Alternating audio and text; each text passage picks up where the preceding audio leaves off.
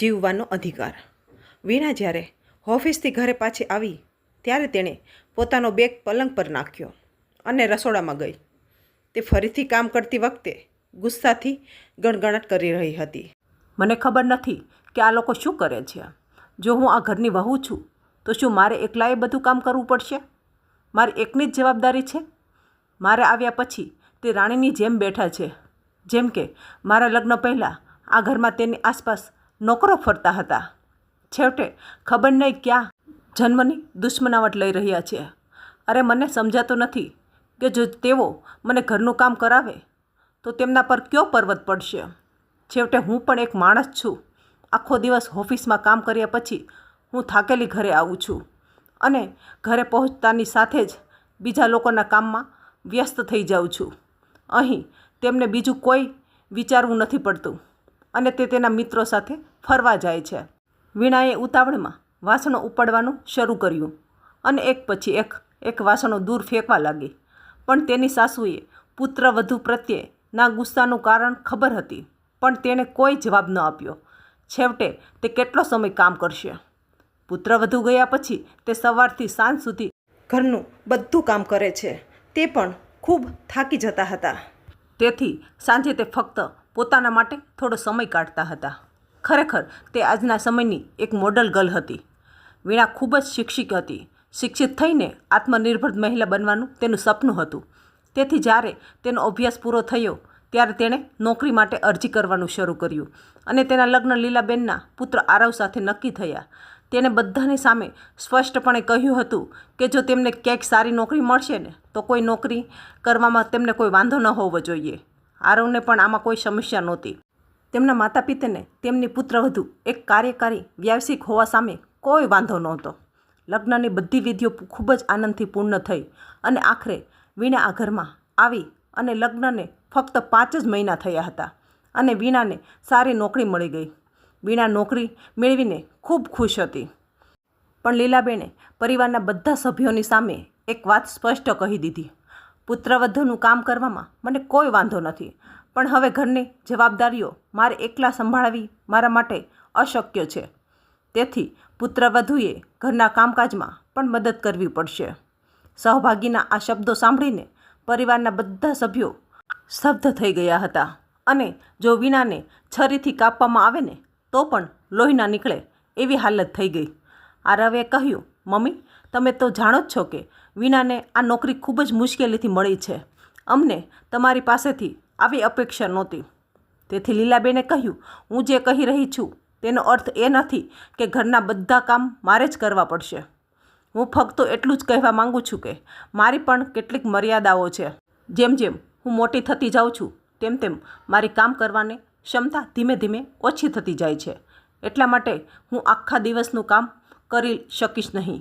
હા, જેટલું હું કરી શકું એટલું હું કરીશ. વીણા પોતાના સપનાઓ સાથે સમાધાન કરવા માંગતી ન હતી. તેથી તેણે ઘર સાફ કરવા માટે એક નોકરાણી રાખી. પરંતુ પુત્રવધુની ગેરહાજરીમાં બાકીનું બધું કામ તેની સાથે મળીને કરવું પડતું. પરંતુ તે ઘરે પરત ફર્યા પછી તેની સાસુ કોઈ કામ ન કરીને સમય પસાર કરતા હતા અને આનાથી તેને ખૂબ જ તકલીફ થતી હતી. મારી સાસુને તો આરામ કરવા જોઈએ અને બહાર ફરવા જવા જોઈએ. પછી તેને ટીવી પર સિરિયલો જોવાનો પણ ખૂબ જ શોખ છે.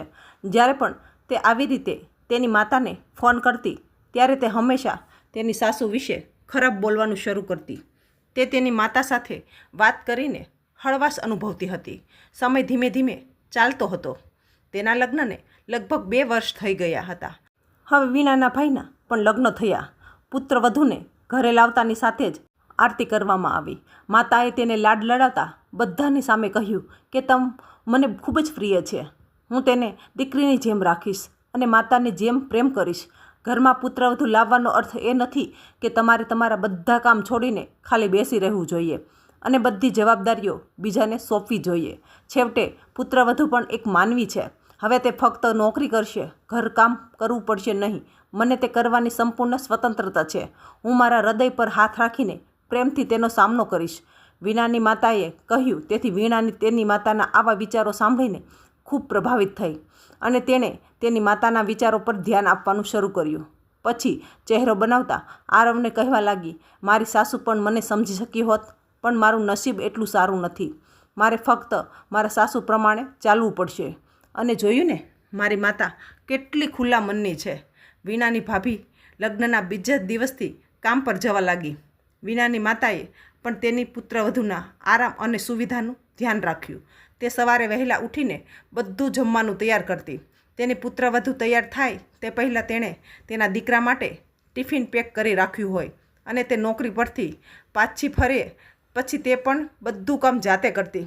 વીણાની ભાભી પણ તેની સાસુ તરફથી આટલો બધો પ્રેમ જોઈને ખૂબ ખુશ થઈ.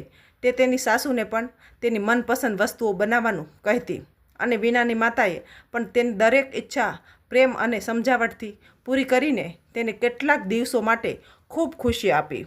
પરંતુ જેમ જેમ સમય પસાર થતો ગયો તેમ તેમ પરિસ્થિતિ બદલાવા લાગી. આખો દિવસ કામ કર્યા પછી વીણાની માતા એકદમ થાકી જતી અને વીણાની ભાભીને કોઈ કામ કરવાની બિલકુલ આદત નહોતી. વીણાએ તેની માતાને ઘણીવાર ફોન કર્યા, પણ તેની માતા હંમેશા ફોન કાપી નાખતી અને કહેતી, દીકરી, મારે હમણાં ઘણું કામ છે, હું તારી સાથે પછી વાત કરીશ. જ્યારે વીણાની માતા ઘરકામ કરીને થાકી ગઈ હતી ત્યારે સાંજે પલંગ પર સૂઈ ગઈ ત્યારે વીણાએ ફોન કર્યો. તેમને ફોન ઉપાડતાની સાથે જ માતાએ પૂછ્યું, દીકરી, તું કેમ છે? ઘરે બધા ઠીક તો છે ને? જ્યારે વીણાને ઘણા દિવસો પછી તેની માતા સાથે વાત કરવાનો મોકો મળ્યો ત્યારે તે ફરી એકવાર તેની માતાની સામે સમસ્યાઓના ડબ્બા ખોલીને બેઠી. હું શું કહું, હું અડધા કલાક પહેલાં કામથી થાકીને આવી છું અને હવે મારે ઘરકામ પણ કરવું પડશે. તું ભાભીને પૂરો આરામ મળે તેવું કરે છે, પણ મારી સાસુને તો જુઓ. હું મારા કામ પરથી ઘરે પાછી ફરી ત્યારે મોડું થઈ ગયું હતું અને તે તેના રૂમમાંથી બહાર આવી, તૈયાર થઈ ગઈ અને કહીને ચાલી ગઈ કે હું પાર્લરમાં જાઉં છું. આ ઉંમરે તેણે હવે ડ્રેસિંગનો શોખ થઈ ગયો છે. તેમની પાસે જમવાનું બનાવવાનો સમય હતો, તે કરી શક્યા હોત. મને પણ થોડો આરામ મળ્યો હોત. સારું મમ્મી, મને એક વાત કહો, હવે તમે મારી સાથે વાત પણ નથી કરતા. તમે મારી ભાભીને માતાની જેમ પ્રેમ કરવા લાગ્યા છો, એટલે શું તમે તમારી દીકરીને ભૂલી ગયા છો? વીણાના આ શબ્દો સાંભળીને તેની માતાની આંખોમાંથી આંસુ ભરાઈ ગયા અને તેણે કહ્યું. માતાના રડવાનો અવાજ સાંભળીને વીણાનું હૃદય ધ્રુજી ઉઠ્યું. શું થયું? તું કેમ રડે છે? તારી ભાભી સાથે વાત થઈ છે? વીણાએ ચિંતાતુર થઈને પૂછ્યું. બધું બરાબર છે ને? પછી તેની માતાએ કહ્યું, દીકરા, મને કંઈ સમજાતું નથી. મેં હંમેશા તારી ભાભીને મારી દીકરીની જેમ જ માન આપ્યું છે. મારી વહુને કોઈ તકલીફ ન પડે તે માટે હું આખો દિવસ કામમાં વ્યસ્ત રહું છું, પણ હજુ પણ તારી ભાભીએ મને માન આપતી નથી અને હવે ઘરના કામ તો કરવાનું જ છોડી દીધું છે. તે કામ તરફ જોતી પણ નથી. મને એવું લાગે છે કે હું આ ઘરમાં ફક્ત એક નોકરાણી બની ગઈ છું. તે મને દરેક કામ માટે આદેશ આપે છે. તે પોતે પાણીનો ગ્લાસ પણ ઉપાડતી નથી. તે તારા ભાઈ માટે જમવાનું પણ બનાવી શકતી નથી. સવારે વહેલા ઉઠીને રસોડાના કામ કરો, હું બધું કરું છું. જો હું તેને ટિફિન બનાવવામાં થોડું પણ મોડું કરું તો તે મારા પર એ રીતે ગુસ્સે થાય છે જાણે હું તેની નોકરાણી હોઉં. મને ખબર નથી પડતી કે શું કરવું. વીણા તેની માતા પાસેથી આ સાંભળીને આશ્ચર્યચકિત થઈ ગઈ. તેની માતાએ કહ્યું, પણ દીકરી, એ મારી ભૂલ છે. તારા પપ્પાએ મને ઘણીવાર કહ્યું હતું કે મારી વહુને તેની જવાબદારીઓનું ભાન કરાવવું જોઈએ. તમારે તેને થોડું કામ પણ કરવા દેવું જોઈએ. પ્રેમમાં તમારે તેને એટલી બધી સ્વતંત્રતા ન આપવી જોઈએ કે પાછળથી પસ્તાવો થાય. વીણા દીકરી, આજે મને ખ્યાલ આવ્યો કે તારી સાસુએ બધી જવાબદારીઓ ના લઈને યોગ્ય જ કર્યું છે. ઘરના કામકાજ વહેંચવાનો તેમનો નિર્ણય એકદમ સાચો હતો. એ ઠીક છે, તને ખરાબ લાગે છે, પણ એ પણ સાચું છે કે દરેક વ્યક્તિને પોતાના માટે થોડો સમય જોઈએ. જો મેં પણ લીલાબેનની જેમ સમજદારીપૂર્વક કામ કર્યું હોત તો આજે હું આ દયનીય પરિસ્થિતિમાં ન હોત. મને પણ તેના દ્વારા આત્મસન્માન મળ્યું હોત અને હું પણ મારા જીવનના આ તબક્કે જીવનનો સંપૂર્ણ આનંદ માણી શકી હોત. માતાની વાત સાંભળીને વીણાની આંખોમાંથી આંસુ વહેવા લાગ્યા.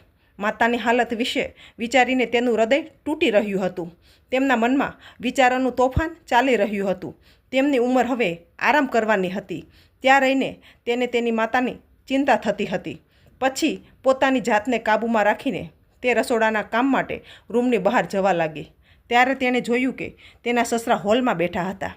એટલામાં જ તેની સાસુ પણ બ્યુટી પાર્લરમાંથી પાછી આવી અને તેના સસરાએ હસતા અને ચીડવતા કહ્યું, "ઓ નસીબદાર, તું હવે મોટી થઈ ગઈ છે અને હવે આ ઉંમરે બ્યુટી પાર્લરમાં જવાનું વિચાર્યું શા માટે?" બધા હસ્યા અને કહ્યું, "અરે તમને કેવી રીતે ખબર પડી કે હું બ્યુટી પાર્લરમાં ગઈ હતી? મને ખબર નહીં હોય કે તમારા વાળનું સફેદપણું અચાનક ક્યાં ગાયબ થઈ ગયું? પણ લીલા, મને એક વાત કહો, આ વૃદ્ધાવસ્થામાં તમને પાર્લરમાં જવાનો શોખ ક્યાંથી જાગ્યો?" પછી લીલાબેને હસતા હસતા કહ્યું, "અરે મને જવાનું મન થયું એટલે હું ગઈ. મને બ્યુટી પાર્લર વિશે ખબર છે. મને પહેલાં પણ સજવા સંવરવાનો શોખ હતો, પણ મેં મારું આખું જીવન ઘરની જવાબદારીઓ નિભાવવામાં જ વિતાવ્યું. સારું, હવે તો તમે વૃદ્ધાવસ્થામાં તમારા શોખ પૂરા કરવા જઈ રહ્યા છો."